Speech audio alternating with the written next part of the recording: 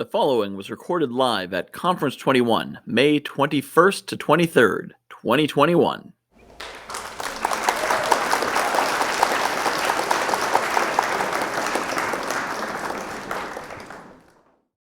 Thank you for joining, and I'm Kristi Sullivan. I'm going to just read to you the session that we're in. So this session is called Stop Working and Start Overflowing. We're all taught to just do it, like the Nike slogan says. But if that worked so easily, then why aren't we all happy, healthy, and wealthy? We're going to discover in this session the connection between your unique energetic blueprint and success and the necessity for personalized self-care rituals to positively impact all aspects of your life, including your business. So we're going to learn about human design and self-care and these secret ingredients to live your aligned best life. So again, I'm Kristi Sullivan, and thank you for joining me. I want to introduce you today to human design and self-care. I'm on a mission to help busy women and some men, including entrepreneurs, to make self-care a priority and to help them stop overworking and start overflowing. I guide, educate, and motivate my self-care tribe, I call it, to curate daily rituals that fit their human design and to create more purpose, wellness, and freedom. So as this talk says, we're all just taught to just do it. But if that worked so easily, then why aren't we all happy, healthy, and wealthy? In this class or session, I'm going to share, I said, the concept of human design. If you haven't heard about it, it's been around for many years, and it's a system that will really spin your head in a way. And I'm also going to introduce different levels of self-care and why self-care is so important, and how human design and self-care together align your energy to help you manifest more in your life and help you live with more purpose, wellness, and freedom. So again, I'm Kristi Sullivan, and I just have this passion for health and wellness for many years. And I discovered human design about 5 years ago. Like many, I was conditioned to believe that success only came with hard work, and that my path to a future followed the typical formula: study hard, graduate, go to college, study hard more, graduate, get a job, and then work hard until you retire, then reap the reward when you're tired and worn out. This was what I had been taught through my generations of family. This had been passed down through many generations in my family, and probably yours too. However, somewhere along the way, I started to question this and really wonder, is this doctrination really something that I truly believed in, or that I thought maybe there was another way? And I began to question the concept, and eventually this led to my life transformation, or one of my life transformations. So a few years ago, I was actually part of a group coaching program that taught human design as the foundation. And this unconventional training really opened up my awareness to social conditioning that I, like most of us, receive from mass influencers like teachers, authority figures, advertising spokespersons, even celebrities. This conditioned brainwashing often encourages that we all fit into the same box or use the same formula in areas like education, work, habits, attitudes, life in general. We're taught to believe certain things or follow certain rules, let's say. And we even may feel pressure to compare ourselves to others in these areas of life. However, when I started to learn about human design, this theory introduced me to what's called my unique energetic blueprint and how I was encoded at birth, because it's based on your birth date. And this human design was my natural state versus the one that was learned or conditioned over time as I grew. And despite being vulnerable to this conscious way of being, there were outside influences and voices and forces that really did add on top of my natural design. So let me tell you a little bit more about human design so that you can understand how it applies potentially to your life. And again, this is a system that's been around for many years. It was discovered, so to speak, and connects different modalities or cultural belief systems that have been out there for thousands of years, like astrology, the chakras, I Ching, and Kabbalah. So it's a very old, long time philosophy, and human design brings them together. It's your energetic blueprint or wiring of a human being. And this knowledge of having this blueprint serves what's called your owner's manual in realizing your potential.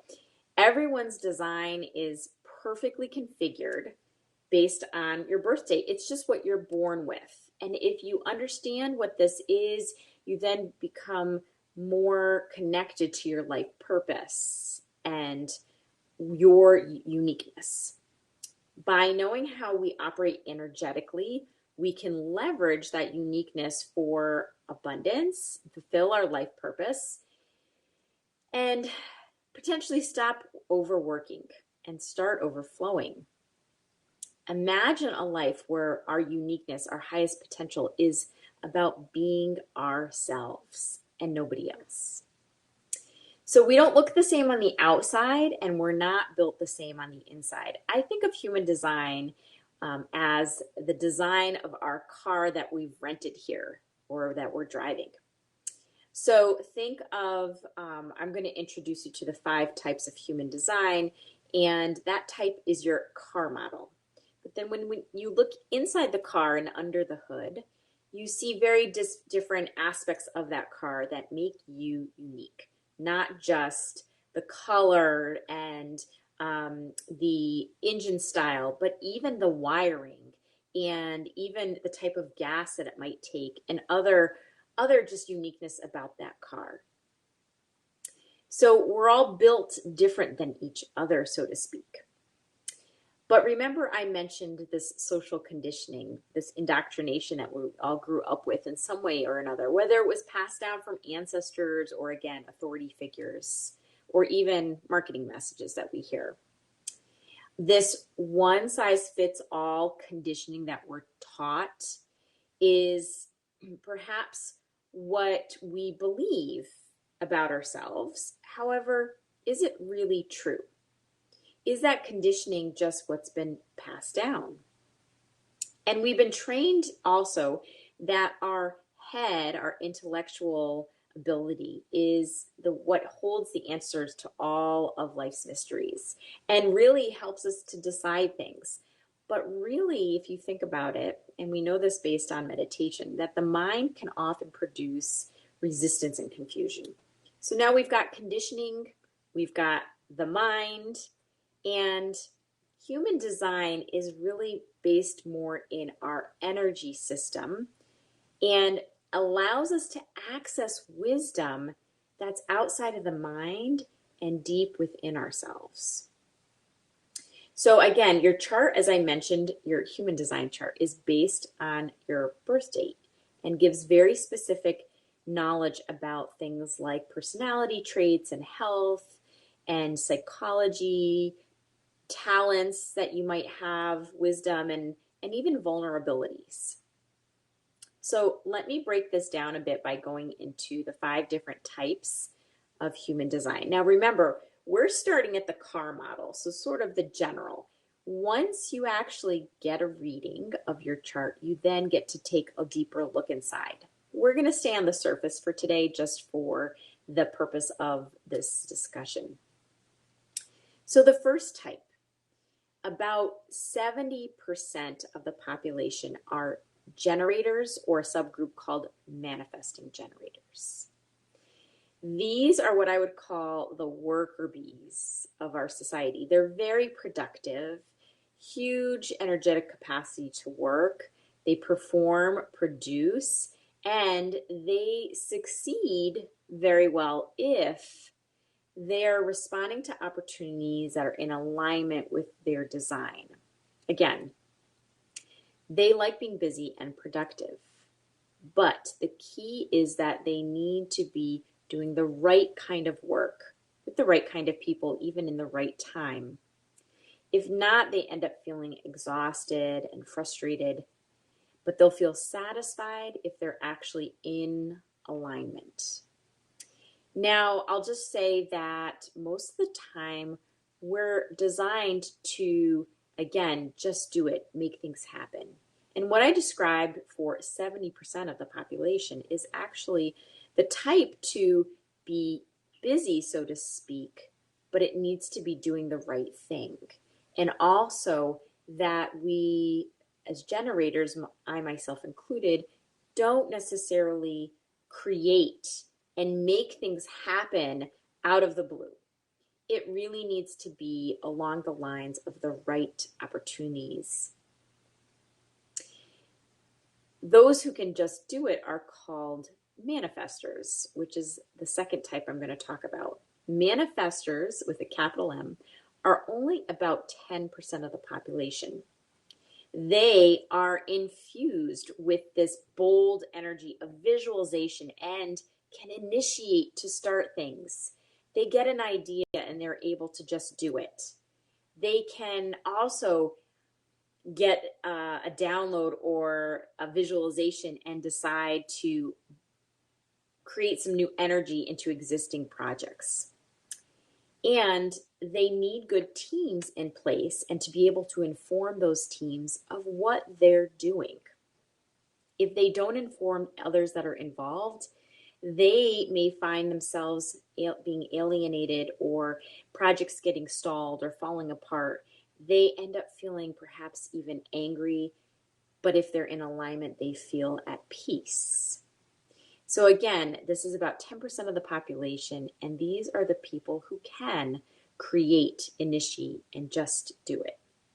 And then we have another group called projectors, about 20% of the population, and their role, unlike the manifestors that create and the generators that perform or get things done, the projectors are here to share their wisdom and insights.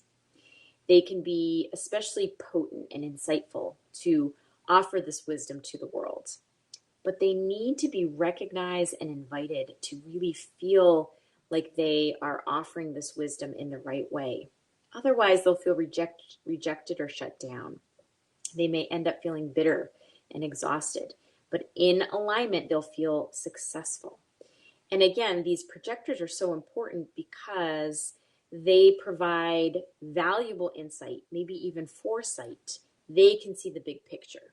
So as you can see already, the types that I've mentioned all work collaboratively and in combination with one another. This is really what our society is made up with. There's also another rare type called reflectors. They're only 1% of the population, and they very much need to be in tune with the natural rhythm of the lunar cycle, actually, and nature. And before they start something, they do need to wait and make sure kind of the timing is correct, that they are able to follow through. And really, they're here to help kind of reflect, in a way, what the rest of the types are, in a sense, experiencing. So they're very valuable for that as well. And when they feel disappointed, they are out of alignment versus feeling really in the right place at the right time. So this is a little bit about human design, and again, that car model or the type that you may be. You really find that out by running a chart based on your birth date. For me, when I discovered that I was a generator, it really did put things in a new perspective. Rather than initiating and trying to create things, especially in this new business that I had created after I had discovered human design, I instead started to notice the opportunities that would come up for me on a daily basis. I would notice what was happening perhaps on social media, or an invitation that I got through an email for attending an event or being part of some kind of group. And then I used the wisdom within me to decide if this was the right opportunity for me, if it felt correct, if it felt like this was what I should follow through on. And sure enough, when I leaned into that, things started to become more effortless. Opportunities started to come more easily. And I found myself not working as hard to try to make things happen. And I'll give an example. I had been involved in some business in the past where every day I needed to do certain connections, every day reaching out to a certain number of people, continue to feed the funnel, like they say in sales. But that seemed to be such hard work. It didn't seem to be as effortless as leaning into my design of being a generator and noticing when the right people perhaps crossed my paths, or the right opportunities for me to meet the people that I needed to meet. Even networking became much more effortless. So that's a little bit about how I discovered human design. And I will again mention, after explaining these types, that most of us have been conditioned to act like the manifestor, to get out there and make it happen. But notice if you're finding a lack of tangible results, frustrated or overwhelmed, or even exhausted, you might be a generator that's out of alignment. Or if you're feeling things like failure and isolation, not feeling recognized, not feeling understood, or bitter, you could be a projector, again, out of alignment. And if you feel like you can make it happen, but just sometimes don't see a project through, or others around you don't understand your path, then you may be the manifestor type that may be out of alignment. So it's important, again, to recognize your type. Now, what if I told you to achieve success, you didn't have to work as hard or be as tired or struggling or overwhelmed, and that simply by living that authentic human design and doing the right self-care, it would lead to living your best life, which will definitely feel much easier and more effortless.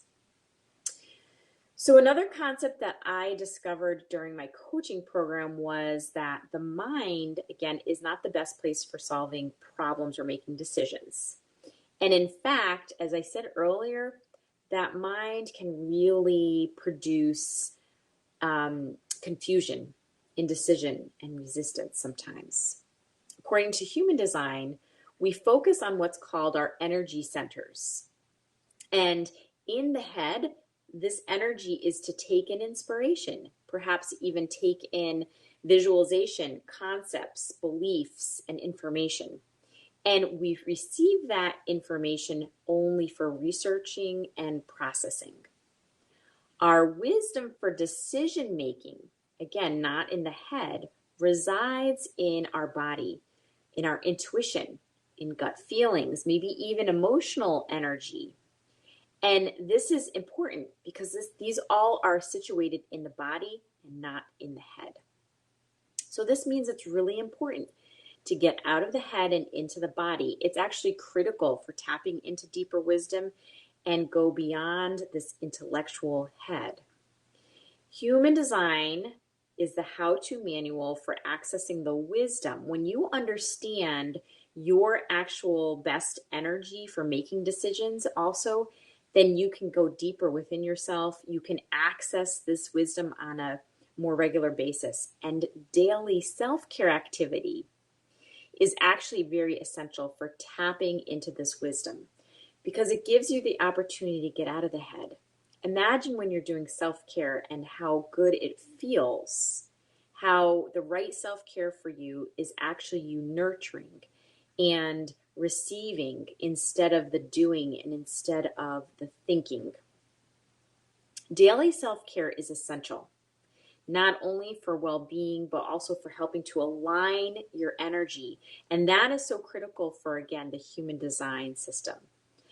I found for myself that the more self-care that I made as a priority, the more I accessed my inner wisdom and the more I received opportunities that led to success.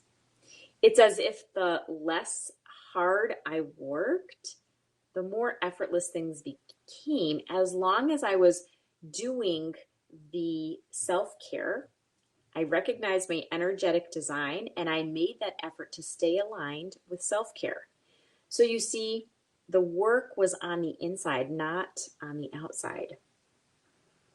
So thanks to this training that I had done, this coaching, the understanding of human design, and practicing more self-care, I now understand that my ability, and I hope this will apply to you as well, that your ability to manifest abundance is a direct result of aligning effort and energy with your natural design or human design that you were encoded with.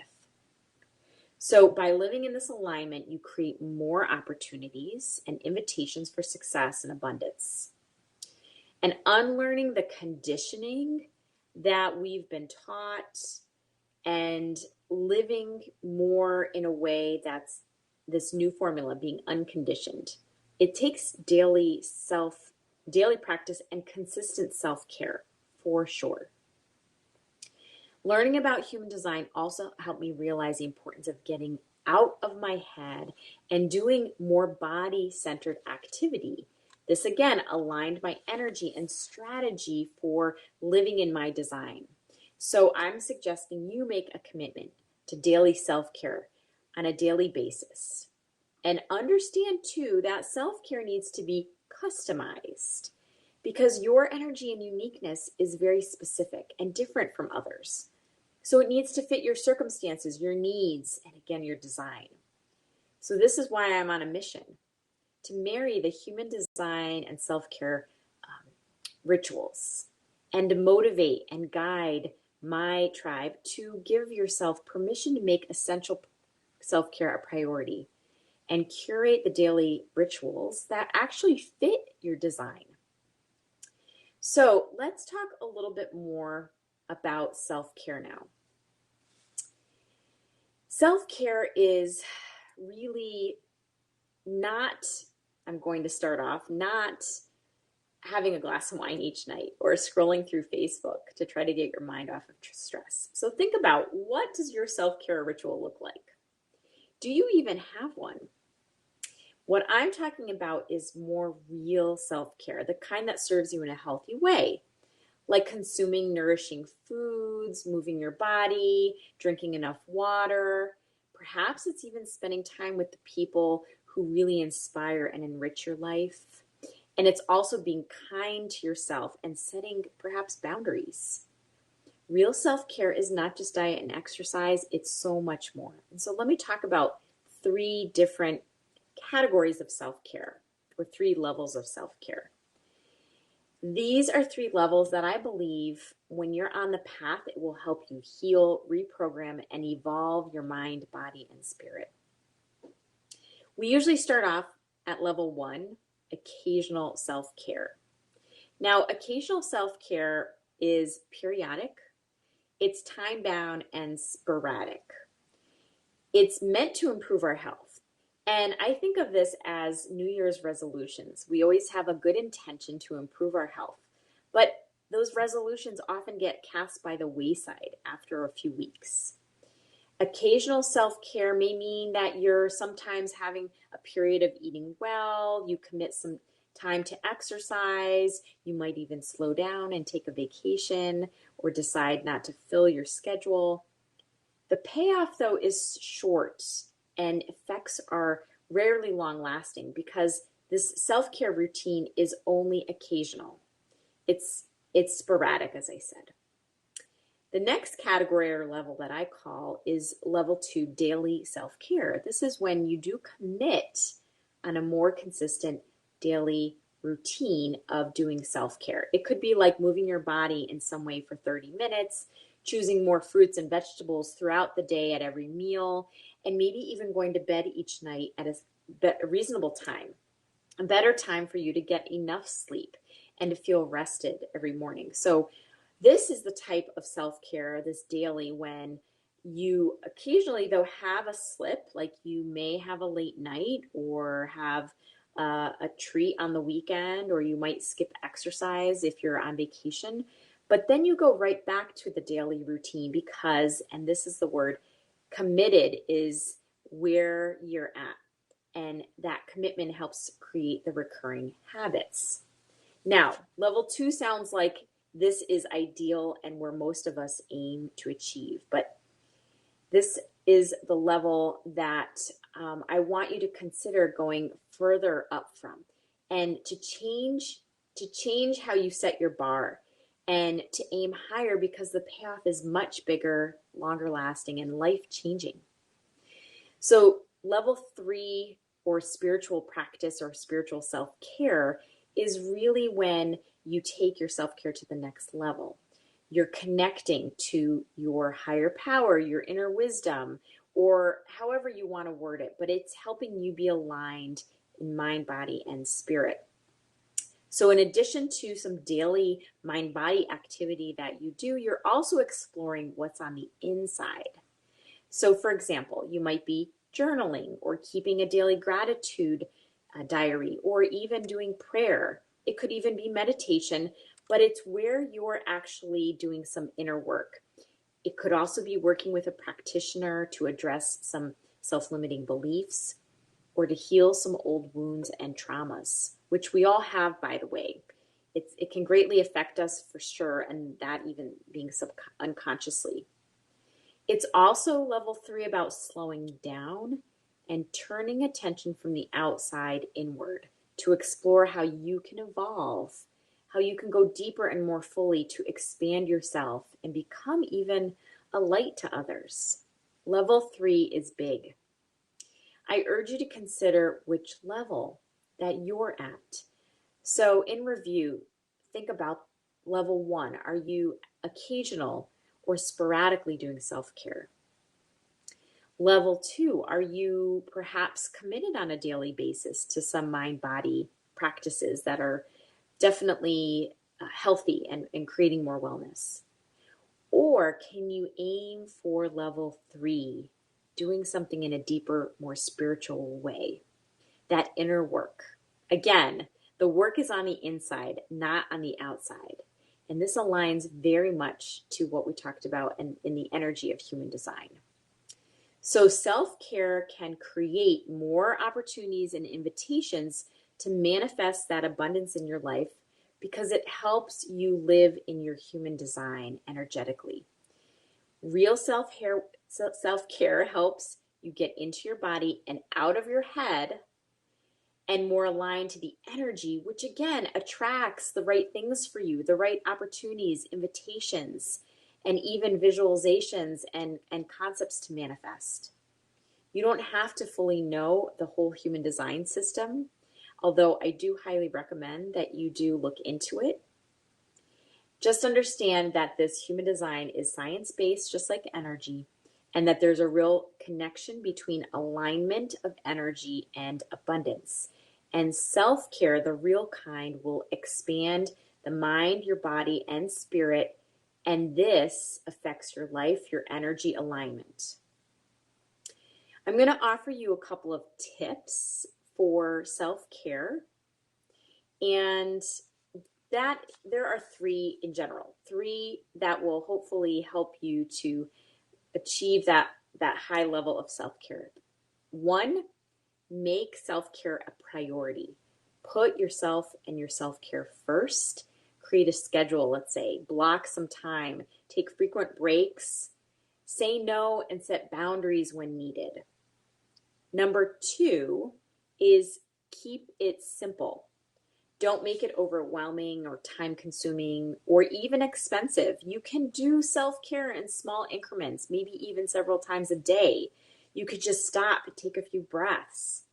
Bookend your days, maybe even with a few minutes, starting your morning with self-care and ending your day. Number three, make self-care essential. Don't treat it like a luxury or reward or not even a task, even though you want to schedule it in the day. It's really meant to be a necessity.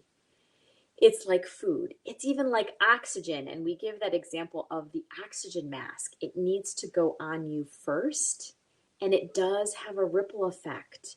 It will help others around you, just like energy has a ripple effect. It's essential to make self-care a priority and not a reward. So, wrapping this up, and I will invite anyone to connect with me if you have questions. But just to recap, we went through today the human design system and how it helps you understand your authentic self versus your conditioned one, and how best to align your energy to create abundance and success and to make things effortless. We talked about self-care, which helps you get into your body and out of your head and more aligned to your energy. And this attracts the right things for you at the right time. And then we also talked about understanding how your design and personalizing that self-care can help you live your best life with more purpose, more wellness, and more freedom. So I do offer a digital course that goes through human design and self-care and includes a workbook so that there's some journaling exercises for you to uncover some of your conditioning. Also, it will help you to determine your intuitive wisdom, and also helps you to design an actual personalized self-care plan that's customized for you. So this course, I'm offering a special, a $97 special for those who are new to and here at the Conference 21. I also do some individual human design readings for those who would like to go deeper and to really understand their unique energetic blueprint. And I also offer support around that on an ongoing basis, because I truly believe that to stop overworking and start overflowing, it takes time. It takes also the knowledge. It takes the support and accountability and even the community. So I invite you to also join my self-care page called Kristi's Self-Care Tribe on Facebook. And this is where I share inspiration and guidance on a daily basis. And I invite you also to connect with me. And my information, if you don't see it, is KristiHSullivan.com. Again, find me on Facebook. I'm also on Instagram. And I would love to connect to discuss with you more about human design or self-care, and about how you can also find a way to stop overworking and start overflowing. So if anyone has questions, I'd love to hear them. You can certainly raise your hand. I can invite you onto the stage if you're here live. And if not, I just want to say thank you so much for the time that you spent to learn and to take in this new knowledge. I hope it'll be as life-changing for you as it was for me. Thank you so much.